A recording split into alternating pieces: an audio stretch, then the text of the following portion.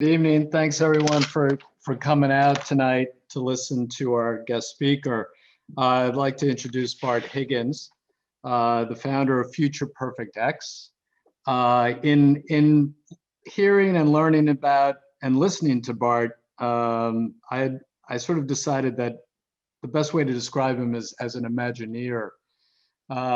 He is someone who works with would-be disruptors or people who have been disrupted, and it basically works together with them not only to define the problem but also to redefine the problem. And his focus has, he has sort of an interesting start. He's a product of the South, apparently from a variety of different places. Was a sociology major. But somehow landed at Wired magazine early in his career, but had no business, in his own words, had no business being there because he wasn't a journalist. So somehow he got involved in the task of expanding their real estate as they became a more and more successful journalism enterprise. From there, he joined a couple of different design firms. So he made the leap from journalism to architecture, and he didn't really belong there because, as Bart would say, he wasn't an architect and hadn't been trained as such. So somehow he sort of hopscotched from one place to the other, and then finally broke from that after those two experiences to start or work with a firm called Future Perfect, What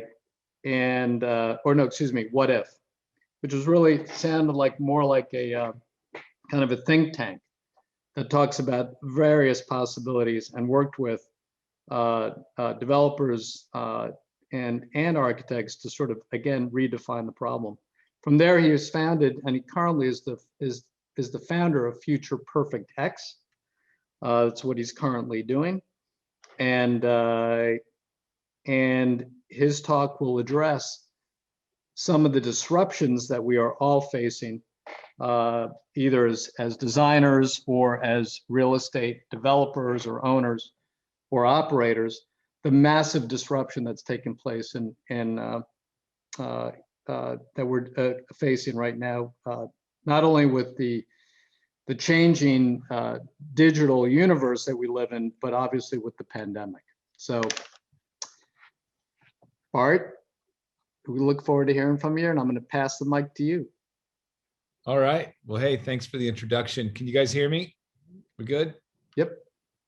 Cool. All right. Well, thanks for having me. It's an honor to be here. I'm really excited to spend the next 45 minutes or so relaying some kind of what I might call notes or insights from the front lines of innovation in the very transformative world. As Tony mentioned, I'm in the business of disruption, and I focus my efforts and my company around physical places, environments, and experiences that brands or businesses are putting out into the world to ultimately help make money, to grow their business. So I help those companies with disruption, and it kind of comes in two forms. I get called if a business is disrupted. I get called by Intercontinental or Four Seasons when Airbnb comes along. Oh my gosh, somebody's disrupted the world. How do we manage this? What do we do? What kind of services or what kind of new business models do we offer? But I also get called, and I prefer to get called, when companies are trying to disrupt their competition or the world at large. So, hey, we want to do something really amazing. We want to grow our business. We want to grow our influence. Can you help us create some innovation in the form of experience or place or space that helps us get ahead? So that's what my company does. And because of that, I'm out in the world, I'm talking to people, I'm talking to businesses. And we have a lot of insight around what's happening right now, what's gonna happen. And I'm gonna try to relay those learnings to you in the next 45 minutes or so. I'll try to get through it as quickly as possible. As Tibby mentioned before, it's 4 sections of content, and I'm going to stop in between each section. So if you've got a question please lob it in and we'll try to answer it in between each section that we talk about as we move through. So I'm going to start buzzing through the content right now. First, a quick note on Future Perfect X and what we do. We're really focused on people. Our kind of big mission is to bring humanity to business, and in doing so, help companies or businesses create strong relationships between themselves and the communities that they support. Getting inside of people's heads, understanding what drives them, what makes them need things, where those needs come from, is a little bit human insight.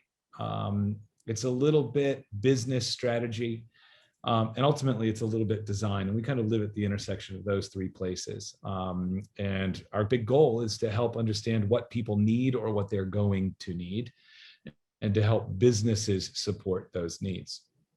So I'm gonna buzz forward here, sorry, back and forth. So a quick word on the kind of work that we do. So there are kind of four core things that we do as a business. The first is helping companies understand or triangulate where we think the future's heading. So for instance, Four Seasons might give us a ring and say, it's very clear that luxury is changing, and that business and work travel is changing. Can you help us get our arms around what luxury is going to mean to the emerging Gen Z or millennial consumer? And can you help us then assess our offering and figure out where we're on track and where we might need to change things and invent something new?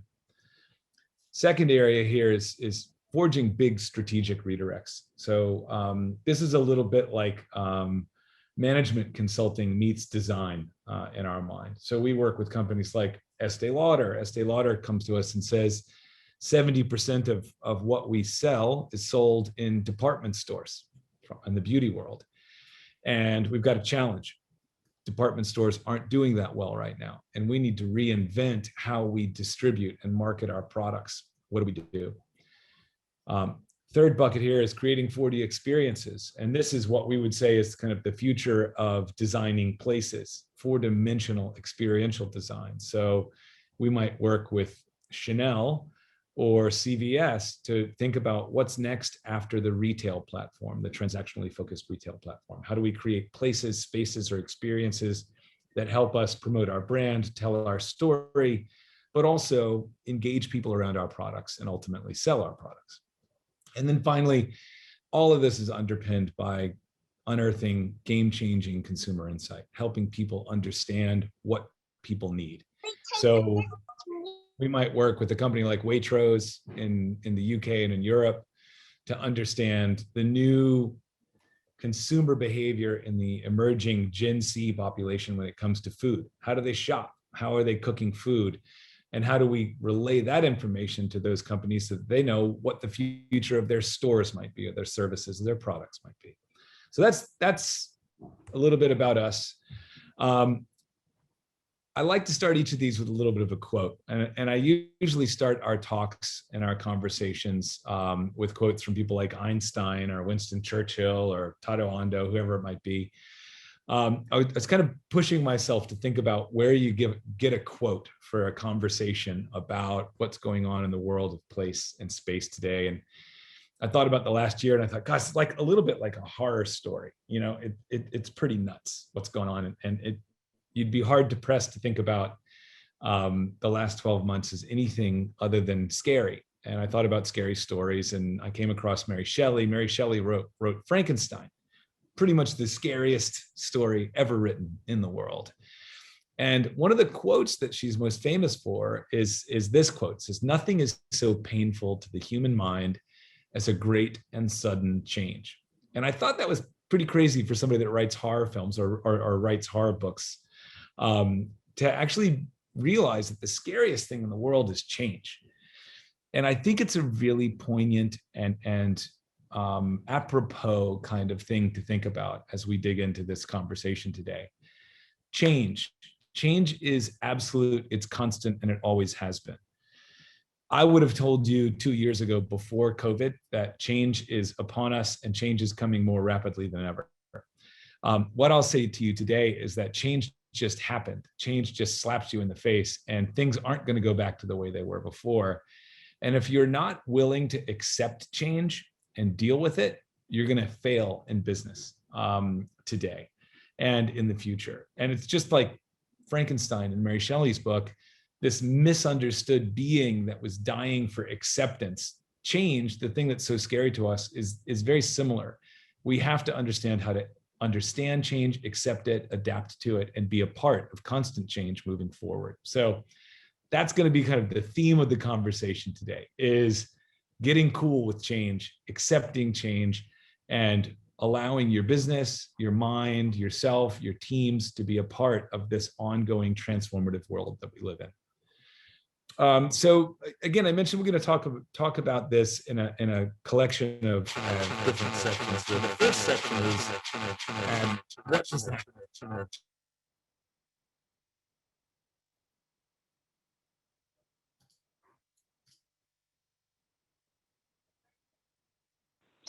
Bart, did we just lose you? Talk about change.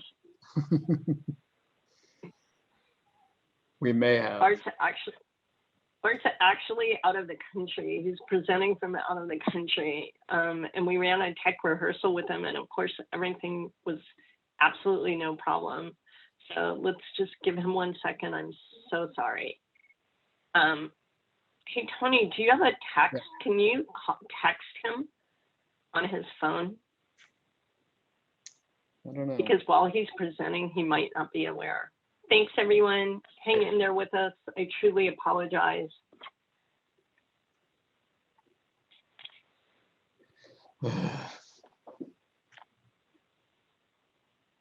Thanks, Elaine.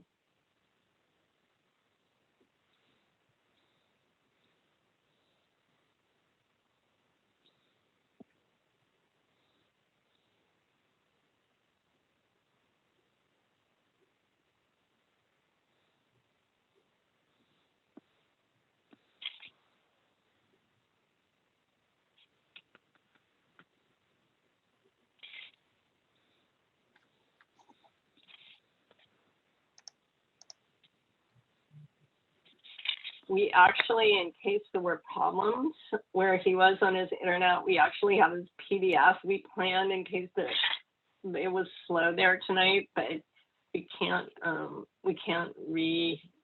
make him appear. So if you'll give us a minute, and I am truly sorry.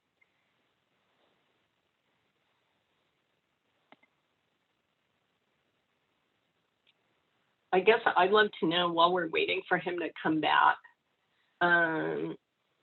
what people are developers, architects, what oh, here he is, Bart. Good to see you. So you're on mute. Thank you. Thanks, hey, everyone. Everybody, so sorry about that. I just had like a little minor computer snafu. So my apologies. But I'm back.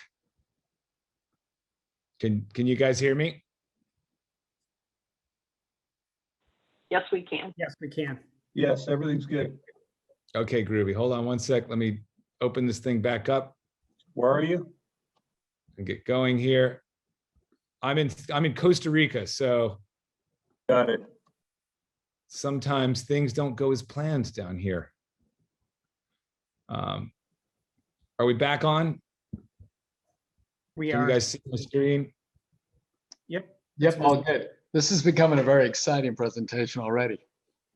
Bart, we do see your PDF menu on the right side, Yeah, though. And actually, There there we we go. Now it's black. Okay, cool.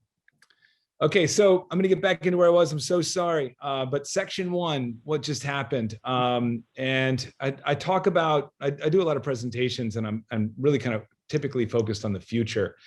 And at Future Perfect, we have these things called Future Perfect beliefs. These are the things that we think are going to happen, the stuff that's going to kind of nail you in the world that you need to be watching out for. And I want to go back to 2019 BC. That's like before COVID in our world. And I'd love to start by just telling you the stuff that I would have talked to you about a year ago before COVID hit, just to kind of set the stage. The first thing I would have said to you is that Bricks and mortar is in major decline. We all know it.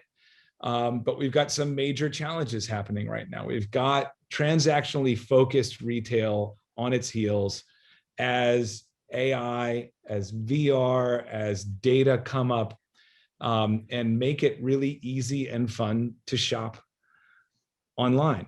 And I would have said to you that this is not going to come back. This is going to get worse and worse and worse. And retail is going to continue to fail at an alarming rate. And that if you're in the retail design or the retail real estate or development business, you need to be seriously thinking about reinventing what you're offering and reimagining why people would ever come there in the first place. Because people are not going to magically return to the mall or to the store. The second thing I would have told you is that, sorry if I can get this going, is that if you're in the commercial office business, whether that's building office towers or designing offices or workplaces, you really need to watch out. Before COVID hit, we were in the process of writing a story for Wall Street Journal called The Incredible Shrinking Office. And we would have told you at that point, we were focusing on that article being all about how we're overbuilt in the world of commercial office in the United States.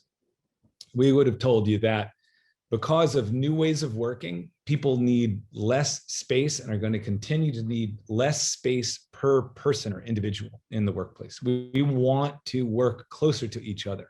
No longer do we need 200 square feet per person in the workplace. We should be thinking about 50. That's going to cause an exponential constriction in the amount of space we need for workplace. But then on top of that, if you add in corporate disaggregation, right, and you start recognizing that companies are realizing they need less employees, they can hire in contractors. And then you add in this thing called the gig economy, where people are looking for more autonomy and flexibility, and they don't want to work for companies, they want to be contractors. We believe that in 5, 6, 10 years, the commercial office market could be 4 times overbuilt in America. And that the commercial office market needs to start thinking the way retail businesses wish they'd thought 5 years before that industry had imploded. The other thing we would have told you is that hospitality is in a very precarious position in terms of kind of the world of real estate and bricks and mortar environment. We're shifting Bart, in that world Bart, from buying Bart, rooms to buying experiences. Yeah. Yeah. I'm so sorry. Do you want us to be seeing slides? We're not seeing anything. I'm so sorry. Oh, you're not seeing?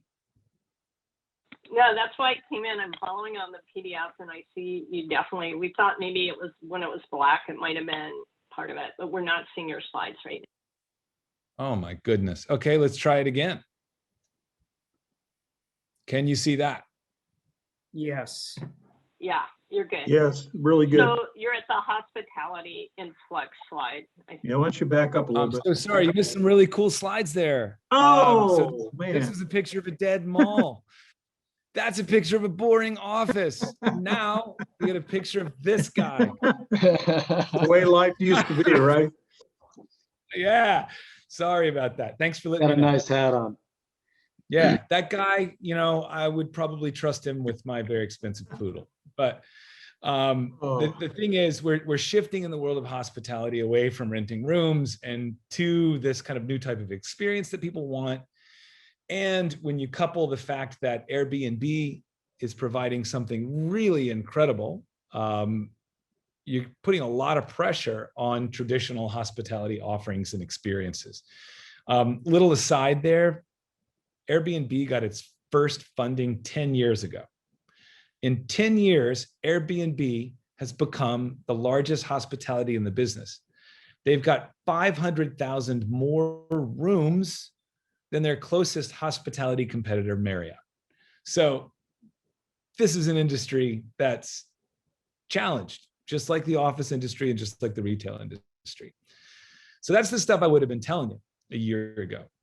But if you look at where we are right now and said, well, where are we? I would have said, look, we just hit hyperdrive. Everything I told you was going to happen, and my business told you was going to happen over the next 5 or 10 years, just happened in 12 months. Every like dystopian, weird novel came true. And here we are, and the world changed so dramatically. I say 6 months here, but it's actually 12 months. This has been going on, that we actually fast forwarded it into almost everything that we said was going to happen. Retail is really challenged. Offices are empty and hotels are totally empty. Now, yes, a lot of that is because of COVID and because people just physically and legally can't go to those places. They're scared of those places. However, and did that slide just change? Can you see this one now that says post-pandemic? Yeah, okay, cool. Yes. Yes. Here's the thing that, and this is kind of the crux of everything.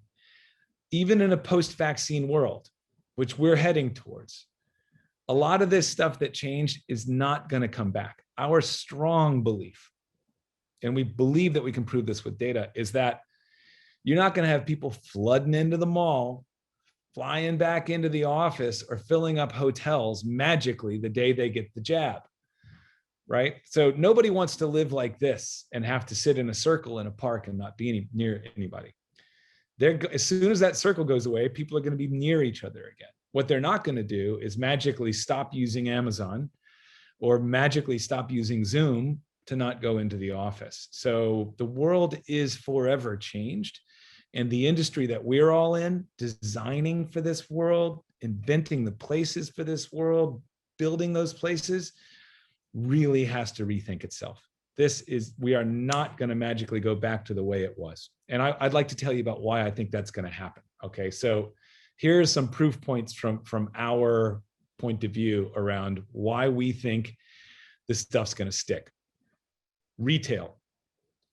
First and foremost, we all took the plunge. Even if you were the person that said, you know what, I like to buy my jeans in the store because I like to see how they fit, you were forced over the last year to buy your jeans online. And guess what? It was pretty damn good, right? Everybody had a very good experience in this world. We realized that we could see comments from each other. It's not that hard to send the stuff back. They'll actually send me 4 pairs of jeans, no big deal. And I never had to get off my couch. So even the holdouts now have had to do it and realize that it's good. But then look at some of these stats. In America, we have 23.5 square feet of retail space for every living human being. That's nuts. Absolutely crazy. We are overbuilt. Our closest kind of competitor in that is Canada and Australia. They have 11. The UK, which I think of like as a huge shopping place, 4 feet per person. You know, we're just incredibly overbuilt. We had too much in the first place. And now that we know we don't need it, it's out, period. There's no saving a lot of this stuff. So 25,000 stores were supposed to close in 2020. 1 in 4 malls are going to close by 2022. Amazon's already in talks with a lot of these big developers that own and operate malls to take them over as distribution centers. 2/3 of consumers have increased their online shopping in the last 12 months. 50% of consumers do more than 75% of their shopping online, and 25% do more than 90% online. If you're in the retail business, this should scare the hell out of you, right? We are not going to magically go back to buying toilet paper at the store. You press a button and it magically comes, period. Next slide. Can you guys see the next one? Commercial office, thumbs up, cool. All right. So here's the other one, working from home. This becomes the new normal. So a year ago, you guys would have asked me to speak at your conference, and I would have had to come up with a really good excuse for why I wasn't going to get on a plane and come and do it in person. Now I have to make a really good excuse to you for why I should get on a plane and come in person. The new normal is stay home, work at home. Don't get on the plane and come here for 2 hours. That is going to be normal from here on out. Why do I believe this? We're doing work all over the world with big companies to help them understand what their consumer or their employees want. Out of over 2,000 surveys that we've done across industry, across the world, only 1% of people said they want to come back to the old office the same way full-time. 1%. 70% of workers that we talked to told us that they were more or just as efficient working at home as they were in the office. 70%.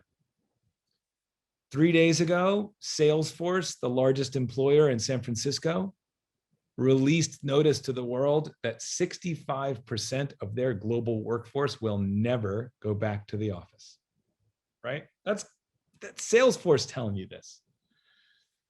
215 million square feet of office vacancy due to the pandemic. 78% of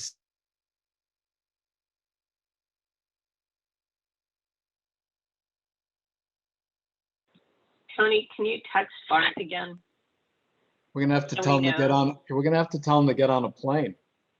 We're really sorry about And this, get you up guys. here. I guess Yeah, the remote workspace isn't all that it's cut out for. Yeah. We are truly sorry. It's I funny, think he's taking it to a new level. we had a speaker from Costa Rica last year, Mhm. and I remember that there was like huge problems through all the rehearsals. We were really concerned about it, and then the actual event was fine. So we do appreciate everyone sticking with us on it.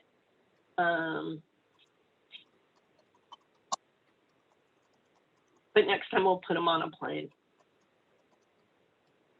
So hang in there. I think most people are working on other things too, so you can. If you have any questions for Bart from this first section, if you came in, oh, thanks, Dave. Thanks so much. Really appreciated that. If you came in after my introduction, we are going to try, Bart's breaking up this presentation into 4 sections, and we'll take a question or two in between each of the sections if you want to give you an opportunity to ask something if you have a burning desire to ask, and then we'll have a Q&A afterwards. So hang tight, and we'll get Bart back as soon as we can. All right. I'm back. Great. Thanks. Oh. So here's really what I need you to do, because now this is so Costa Rica right now that the entire power has just gone out on the island. So is there one of you that could share the PowerPoint or the PDF I sent you? Yeah, Mario, do you have that PowerPoint? Oh, it's up. Sweet. All right. Cool. Great. Thanks, guys. And if you can advance that, Mario, to the future of work. The future is hey, here. Bart, next time you gotta fly up here for this, okay? Yeah, but that's not the new normal, man. All right. Keep on going, Mario.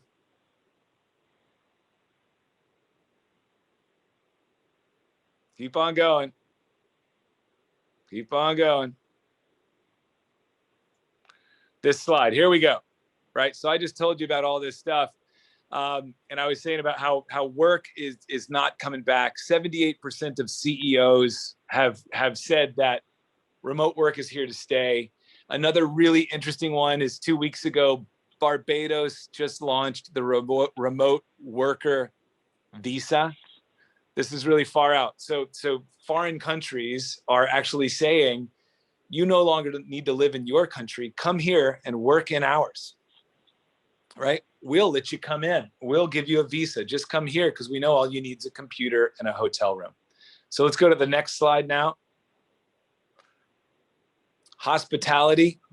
Mario, can you go to the next one for me?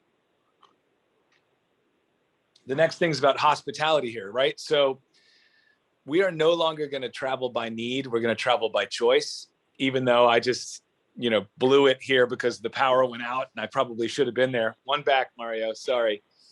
But what's going on here is that we don't need to travel anymore for work and for entertainment. We'll do it only if we want to.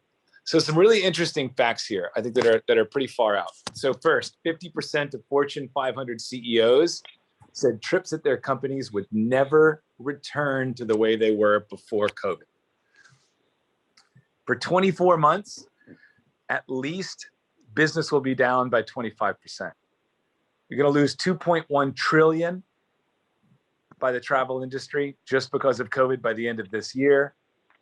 200 million is how far up actually Airbnb went in rural areas in June. So Airbnb is doing well because people are traveling to get away from it, not to go to it. And one other thing that's kind of important here in hospitality, and I want to bring this up, is AR and VR, virtual reality. This stuff is coming so quickly that we're going to actually be zooming into things rather than going to them. So this is a really interesting point. 12 million players logged into Travis Scott's virtual concert on the gaming platform Fortnite in April. 12 million people went and saw this show. They didn't have to get on a plane or go to a town, etc. So we need to be a little bit nervous about all this. So sorry, if you can go to the next slide, Mario. So the big message here, what I really want to impart to everyone is that you have to accept a new reality. Whether you're a developer or a designer, or you own a retail business, or you own a shopping mall, whatever it is, business is not going back to usual, right? Companies have to change their business models to thrive and to survive. And I really mean that if you're a real estate developer or a retailer, but I also mean it if you own a design agency. You're going to have to rethink how your business works and what you do and what your people do, because we're going to need to redesign these industries. So rapid reinvention and innovation is going to become a necessary part of any near-term strategy. So that's the end of the first section. Sorry for the technology glitches there. I can jump into the next one, but Tony, if you got any questions, or Tibby, if you guys got any questions that you guys want to lob my way, we can stop for a second and chat. Well, I got a question. So let's say I'm Marriott. How would you imagine, or what would you recommend to Marriott in terms of reinventing their business to compete with people like Airbnb?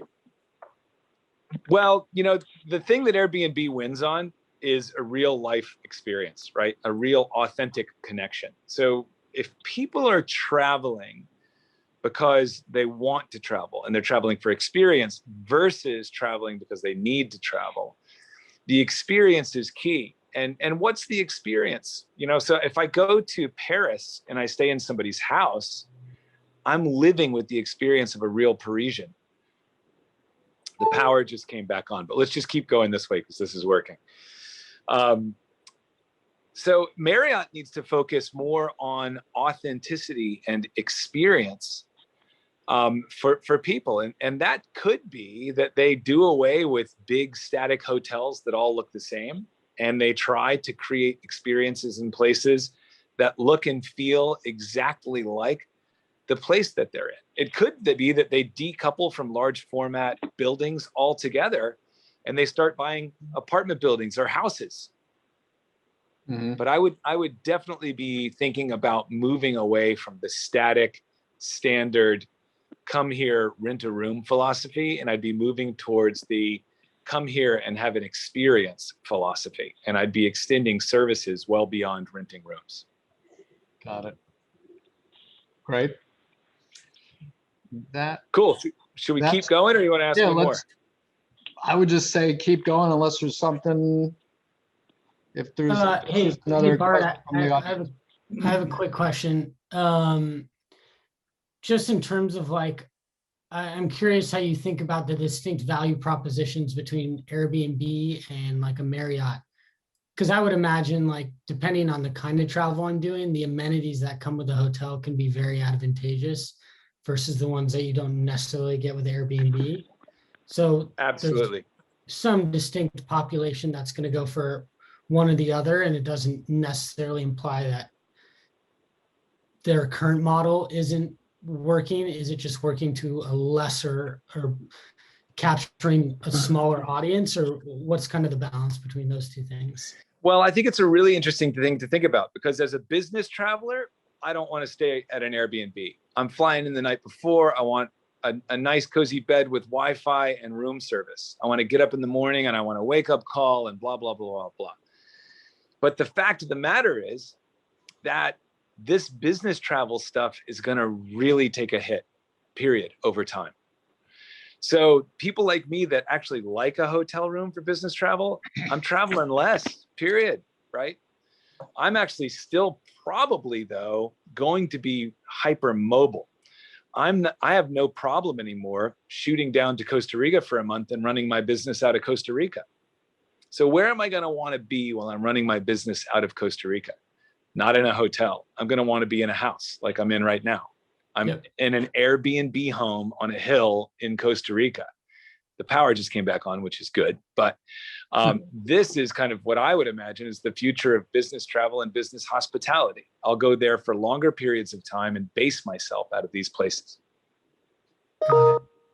Hey, we got one. We've got another question from Annie. Cool. Annie, Annie, are you there? I'm eating a banana, so. That's okay, Annie. Just keep going. All right, thanks. You can eat a banana and ask a Thanks question. for showing up in the darkness and into the light again. So I'm just thinking, like, sometimes you go to hotels because they're not like your house. Sorry, hold on. Say that again. I'm just saying sometimes you go and travel to hotels and you select certain hotels because they are not like your house. So you want a kind of different experience, almost like a theatrical experience. Can you guys hear me? Yeah. Okay. So, I mean, our hotels, both like small, medium, and even large hotels start to come up with some kind of hybrid type of arrangements where, you know, rooms are more like different, you know, you got a red floor, yellow floor, blue floor, or whatever, plus the kind of authentic local experiences. So you can keep going to the hotel, you can get like 10 different experiences if you're on their frequent, you know, customer program or something. Totally. Right. You know, or I completely think that's a great idea. If I was Marriott, I'd be thinking about that. How do I make this unique and exciting? And anytime you come here, whatever mood you're in, there might be a different experience for you. Or imagine if Marriott bagged all of its hotels in New York and just bought 50,000 apartments. And when you came to New York, you could choose any of the apartments you wanted to stay in, and it would still have some kind of delivery room service. I think there are a lot of things they could do, but I think what we're looking for is diversity and some kind of emotional, experiential connection to things. And I think static hotels are more about practicality and functionality. So Bart, how about the tie-in with places like clubs, like Soho House and things like that? Are we going to see more of those? Well, look, I would say absolutely. As a Soho House member and as a person who I started this business 3 years ago, and the first thing I said was no office space. Everybody at our company gets a Soho House membership and a WeWork membership, and it'll cost me 1/10 the cost of having office space. And our teams, we have hospitality and space and work experience all blended together. So yeah, I think you're going to see a lot of that. As soon as people are ready to be back together, I think they're going to be decoupled. There's going to be more autonomy. A lot of companies are going to say, you don't need to come back here all the time and be with us in this space all the time, but I still want you doing work and feeling good. So here's, you know, $500 a month to be a member of Soho House.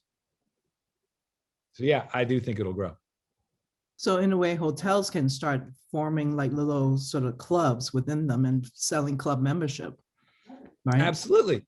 Yeah, absolutely. And I think that's a really good idea is, you know, I mean, they already got the gyms, they already got the meeting spaces, you know, they got food. And Soho House also has hotel rooms. So as a member of Soho House, you've got a gym, a restaurant, a co-working space, a hotel room, a spa, all of it's there.